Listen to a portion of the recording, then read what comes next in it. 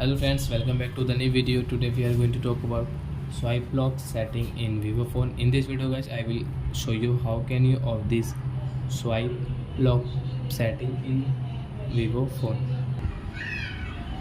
So guys, you want to off swipe lock. So guys, first of all open your phone setting. Then guys scroll it and guys come on security setting. Then guys click on screen lock and guys click on on option. So it will off your swipe lock.